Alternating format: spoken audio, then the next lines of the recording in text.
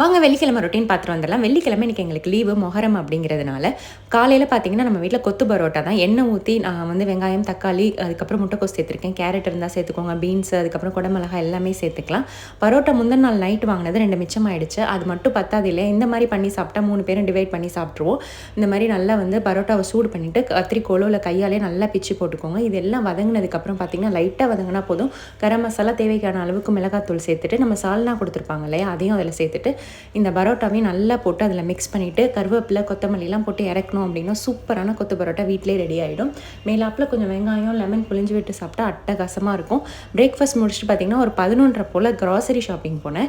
அங்கே பார்த்திங்கன்னா என்னடா ஒன்று கருப்பு கலராக அங்கே மீட் மாதிரி வச்சுருக்காங்க அப்படின்னு பார்த்துட்டே இருந்தேன். என்னன்னு ரொம்ப நேரம் படித்து பார்த்தா தான் தெரியுது, அது வந்து மாட்டோட நாக்காமா. சரி, இதெல்லாம் முடித்து வாங்கிட்டு வந்துட்டு வீட்டுக்கு வந்து இன்றைக்கி என்ன சமையல்னு பார்த்தீங்கன்னா வெண்டைக்காய் சாம்பார், சேப்பங்கிழங்கு ரோஸ்ட்டு, அதுக்கப்புறம் கீரை மசியல் தான். நான் சிக்கன், அதுக்கப்புறம் வந்து நாளைக்கு செய்கிறதுக்கு சிக்கன், அடுத்த நாளைக்கு மீன் எல்லாமே வாங்கிட்டு வந்துட்டேன்.